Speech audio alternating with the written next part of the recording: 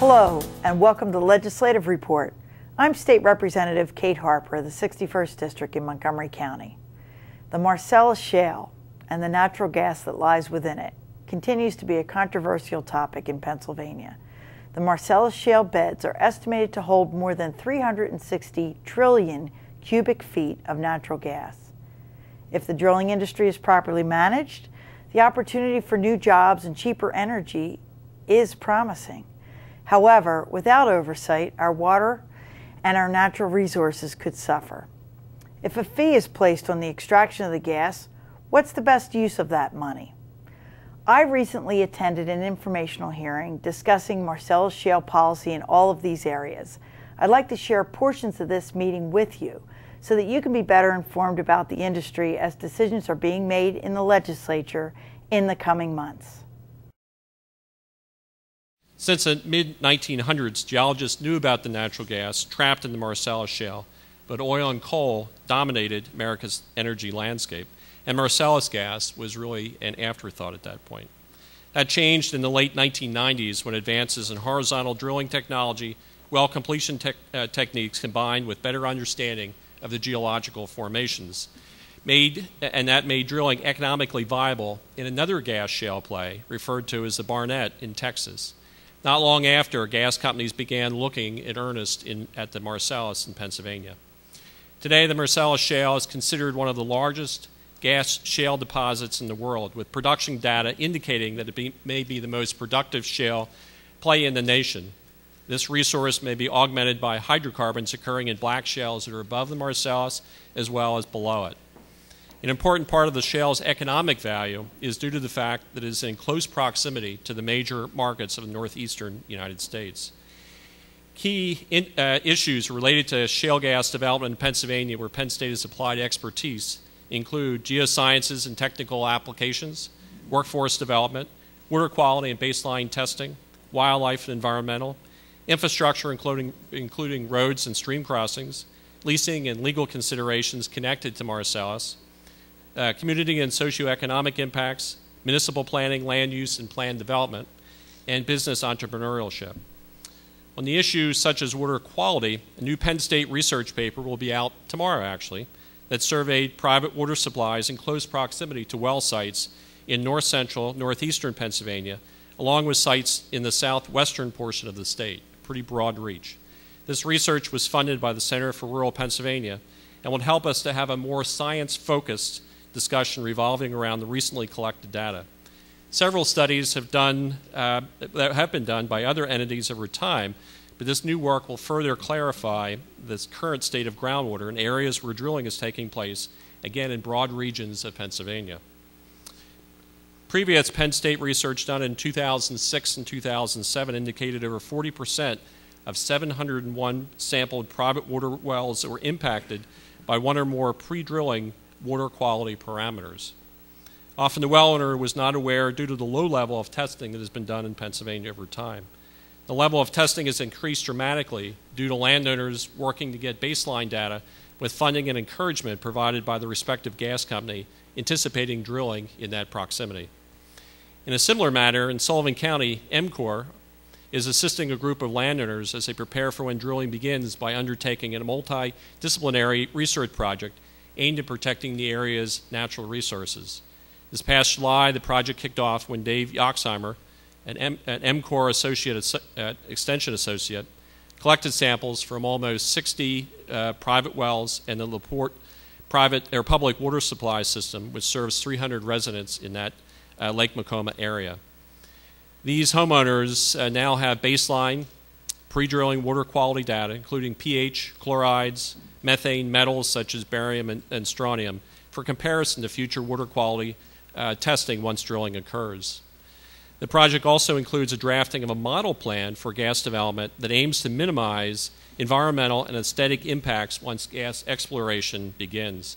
This project is facilitating partnerships with the Lake Macomb Association, the State Department of Environmental Protection, the Nature Conservancy, and the Audubon Society, and is serving as a model for other communities in Pennsylvania that are interested in this similar type of work. Although there are many aspects of economic impacts associated with Marcellus development, The increase in jobs being produced in Pennsylvania is undeniable. Anecdotal evidence shows increases in help wanted ads, billboards soliciting new workers, educational training programs to develop key skill sets, and companies approaching institutions such as ours looking to establish training programs and centers for the long term. I've worked closely with the Penn State and the Penn College of Technology efforts in that regard, and have now watched over 3,000 workers go through just one of those new programs that was not in existence just 3 years ago. Our research indicates there will be up to 30,000 direct jobs created due to Marcellus over the course of the next 2 years. Many additional others in indirect and induced positions. This employment impact, combined with other economic spending associated with Marcellus, is now attributed to the recent federal listing of Williamsport, for instance, having the 7th highest GDP increase nationwide in 2010 at 7.8%. Remarkable number. Questions of sustainability related to this growth, though, are quite common.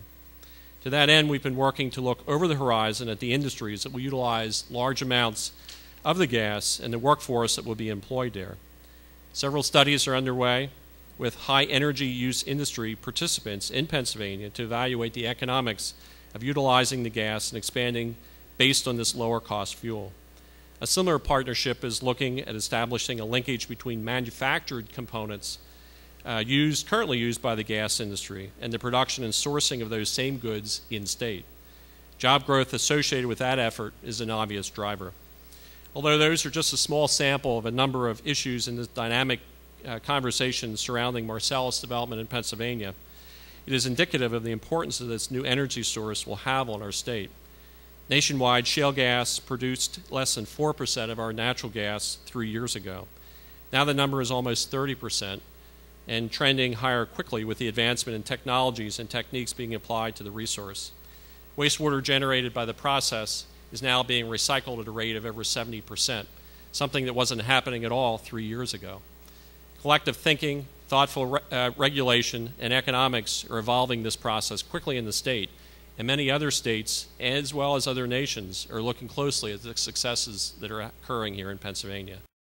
The Growing Greener Environmental Stewardship Fund is a statewide program that provides funds for communities and nonprofit organizations to help restore and protect local watersheds, clean up abandoned mines, preserve and acquire farmlands and open spaces, and lessen non-point source pollution from entering our waterways. Growing Greener also provides funds for maintaining our award-winning state park system, for heritage conservation, and for the development of multipurpose trails, greenways, and parks in our communities.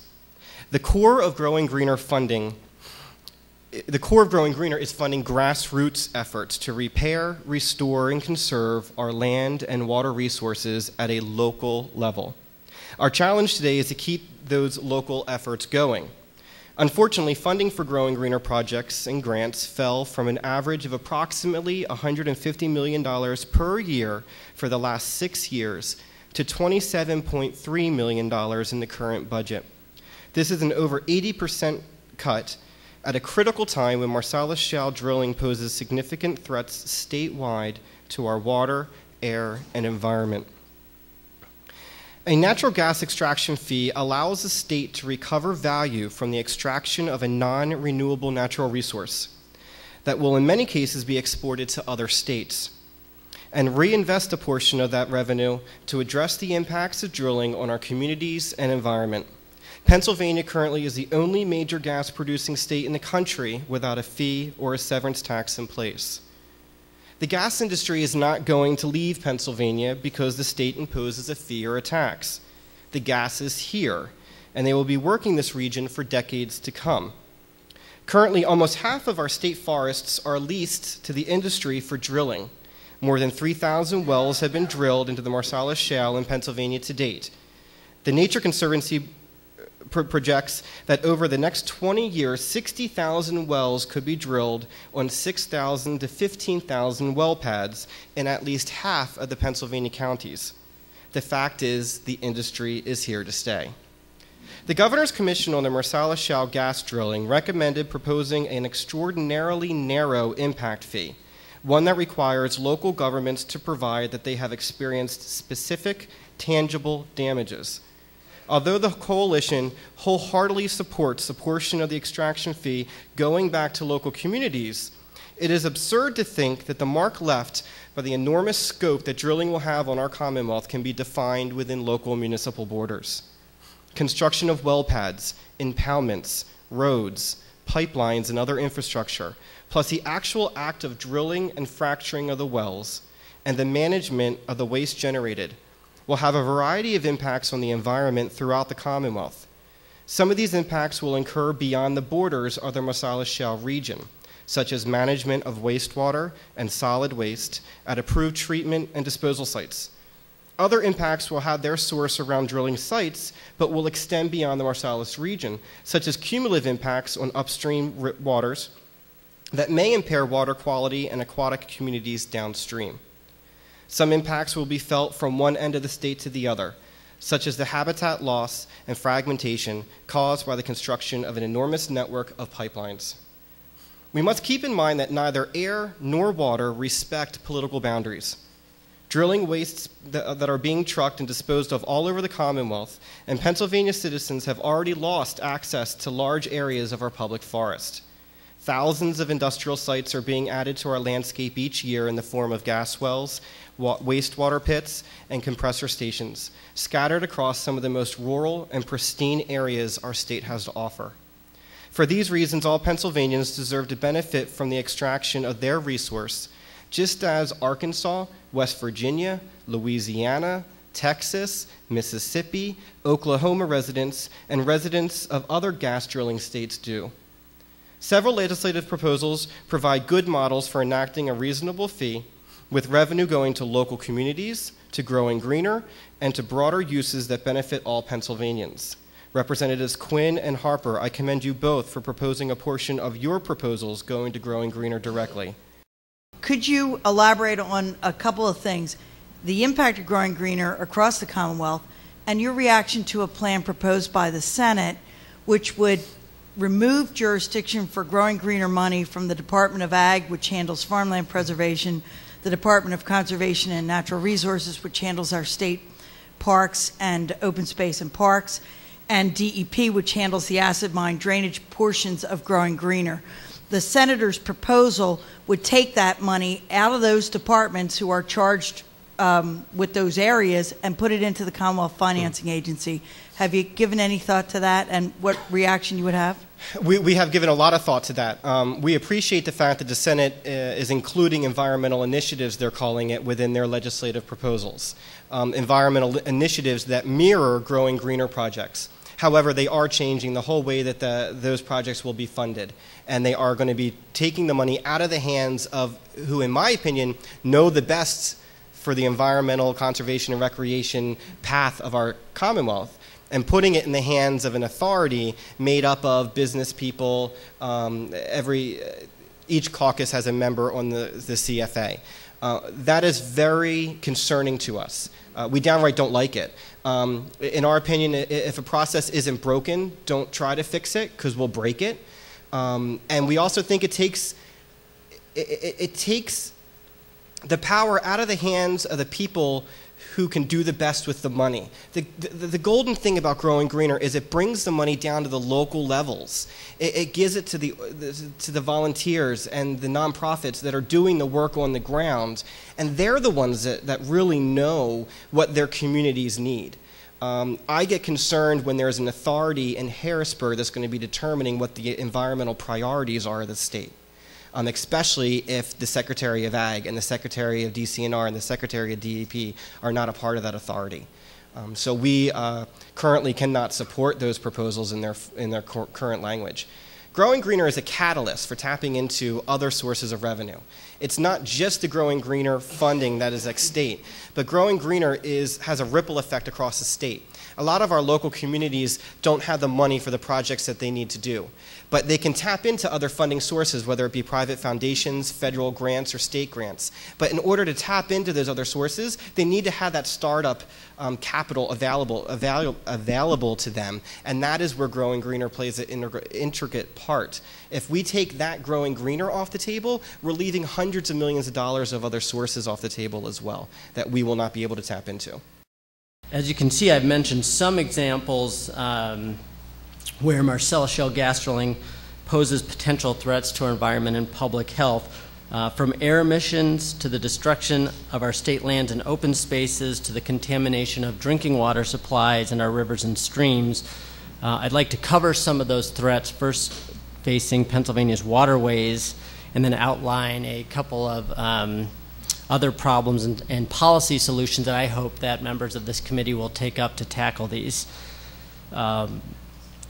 I'm going to skip sort of the background. I think we covered that on the Marcellus Shale formation, but the first issue is chemicals and hydraulic fracturing. As members of the committee know, part of the hydraulic fracturing process includes drilling companies often using a cocktail of chemicals in order to break up the shale and capture the gas deposits within. While we now have access to a full list of the chemicals that could possibly be used during hydraulic fracturing, sadly, we know the list includes things like toluene, ethylbenzene, xylene, and petroleum distillates, which contain benzene, all of which are, can be toxic and harmful to human health at very low levels. Many of the chemicals on this list are suspected or known carcinogens, or could cause respiratory, hormonal, neurological, or other health problems. This mixture, as you probably know, either stays underground or it comes to the surface to be stored near our streams and rivers and transported on our roads and through wastewater pipelines, posing a threat to the environment and public health. Moreover, when drilling wastewater leaks or spilled, either during storage in open-air pits, during transportation or other processes, it further increases the risk to our rivers, streams, and drinking water supplies. Just one example of a spill: in September 2009, DEP ordered Cabot Oil and Gas to stop drilling after it spilled roughly 8,000 gallons of drilling fluids near Dimock, Pennsylvania, killing fish and wildlife in the area. The 2010 EOG well blowout in Clearfield County spilled approximately 35,000 gallons of wastewater, some of which reached the Little Laurel Run, a stream that feeds the Susquehanna River. And research by the Academy of Natural Sciences suggests that even without spills or other accidents, drilling for natural gas in Pennsylvania's rich Marcellus Shale formation could degrade nearby streams. Penn Environment's calling for chemicals that are being discharged into surface waters to be more closely disclosed publicly. The public should know the amounts, concentrations, locations, and specific compounds. They must be accessible on a simple website for public access. I'm a strong believer that right to know is a cornerstone of any public dialogue and free marketplace decision. Secondly, we must put some places off limits from drilling altogether, including the areas that supply our drinking water, critical habitat, and public lands. This includes prohibiting any drilling near rivers and streams classified as exceptional value, EV streams, or high-quality streams, and prohibiting drilling on floodplains and riparian buffer zones. Dealing with the floodplains issue, I think this is one of the policies that we have agreement with the Marcellus Shale Advisory Commission, and hopefully the legislature would move forward with that. And we believe we must implement a 300-foot buffer zone for all lands, just as DCNR currently requires for drilling on state lands. Third, increasing mandatory minimum penalties for polluters who violate the law. There must be stronger incentives to obey the law and protect our health and environment, not an incentive to pollute and break the law. Fourth, Pennsylvania must update and increase the bonding requirements for gas drilling companies in order to cover the full cost of completing a gas well and worst-case scenarios for accident or long-term environmental effects from drilling. We do not want to leave Pennsylvania's taxpayers footing the bill for expensive BP-like disasters related to gas drilling, or an expensive legacy of pollution for which the state's taxpayers foot the bill, like the ongoing legacy of pollution that I mentioned from coal mining. Fifth, increasing funding to the Pennsylvania Department of Environmental Protection and other agencies so that they can properly do their job to enforce our laws. This enforcement should include regular inspections of all drilling sites, especially at critical times, such as when wells are being sealed, an inspection of erosion and sedimentation control and plans prior to the start of drilling. And Pennsylvania must prohibit drilling within 5,000 feet of all waterways and drinking water supplies. All private well owners within a half-mile of drilling site should be notified prior to the submittal of a drilling permit application. And every private well owner should be given the opportunity to have their well tested, not at the expense of the landowner, but at the expense of the industry prior to application. And drilling within a half-mile of a public drinking water supply should be prohibited. We probably don't have the research for the Delaware River Basin, which has many more people than the Susquehanna. And that's partly because, as I understand it, the Delaware River Basin Commission, which is a tri-state commission of New York, New Jersey, and Pennsylvania, Delaware. Did I miss somebody? Delaware. Yeah, four. What would that be? A quattro state? Whatever. A four-state commission. They had issued regulations and got tens of thousands of comments on them, and have not really permitted much drilling at all in coming into the Delaware River watershed. Isn't that right? That is correct. The DRBC basically put a freeze on drilling until they could iron out the protections on the front end, and I think that's a smart thing to do. I will add that the public comment period, and I think this is important for members who, maybe to give an example of how controversial this issue is in the Southeast. Prior to this public comment period, the largest public comment period DRBC ever had in its history was approximately 4,000 comments submitted to the agency. Over approximately a 60-day period, they received 60,000 comments on this proposal, most of the comments saying these don't go far enough to protect public health in our environment. Now, we may debate over what is the best, but I think the takeaway point here is that the public, in a very vocal way, is clearly concerned. And again, I think we have an obligation to those folks to do it the right way the first time.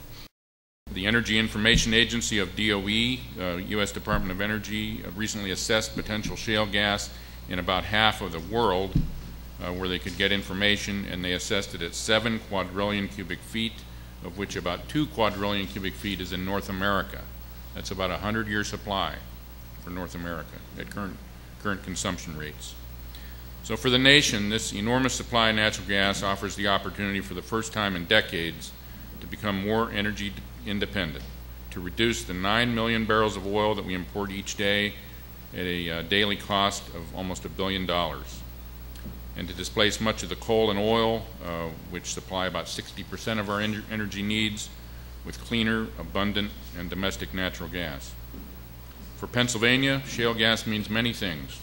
There are many reports about all the jobs that are being created by Marcellus drilling, but like estimates of the gas reserves, there are wide variances in the estimates of the number of jobs that have been created or may be created from shale gas development. And while it's not possible to agree on the exact number of jobs, anyone who visits the areas where drilling is occurring and discusses with local residents can easily see that the economic impacts are very significant. Economists at Penn State and elsewhere suggest that for every direct job in the industry, there are 2 jobs created indirectly or induced by the spending in the industry. I'm glad to hear that there's a few Bucks County residents that actually are getting some of the royalties and rents from Marcellus activity. And there's probably some residents that are working in ways that are supplying the industry in some way. But for the most part, residents in this area are not seeing the same economic impacts that are visible in Bradford, Tioga, Lycoming, Washington, or other counties experiencing high levels of drilling. But there are other benefits. Every Pennsylvanian who heats with natural gas has seen their gas bill decline in recent years, due largely to the increased gas production from the Marcellus and other gas shales. While crude oil prices nearly doubled between 2005 and 2011, natural gas prices have declined by 50%. Real natural gas prices have declined about $5 per million BTU since 2008, amounting to savings for Pennsylvania gas consumers of over $3 billion annually, which is about $500 per year for an average residential consumer. Industrial and commercial consumers have seen the same reduction in gas prices. Lower natural gas prices have also driven down the cost of wholesale electric prices in Pennsylvania. That has resulted in additional savings to electric consumers of several $billion annually. Another huge benefit of having reasonably priced natural gas here in Pennsylvania is the opportunity it creates for new manufacturing outside of our industry. There's already been a surge of new steel and pipe manufacturing in the Pittsburgh region to meet supplies of the shale gas industry, but much bigger than those supply chain opportunities is the opportunity that Pennsylvania has because of its abundant, inexpensive, and locally sourced natural gas to attract new manufacturing business. Energy-intensive industries such as metal processing or industries that utilize natural gas as a feedstock for products such as plastics, fertilizer, and many chemicals can thrive in a low gas price environment. As an example, U.S. Steel recently announced an initiative to convert much of its base steel making process to produce direct reduced iron, a more efficient steel making process that uses natural gas rather than coke, which is produced from coal.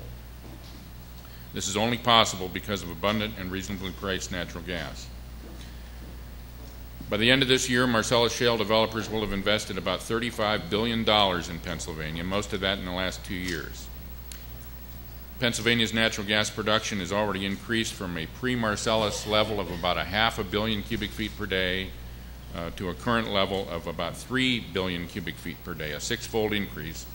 And we use about 2 BCF a day on average in Pennsylvania. So we're a net exporter of natural gas, and if capital investment continues in the Marcellus and other gas shales, we could easily produce 20 billion cubic feet per day within 10 to 15 years, or about 1/3 of current U.S. consumption. So when they talk about Pennsylvania becoming an energy capital, it could be reality. The majority of the services we provide to the gas industry are driven by the Pennsylvania DEP's regulations under its oil and gas program.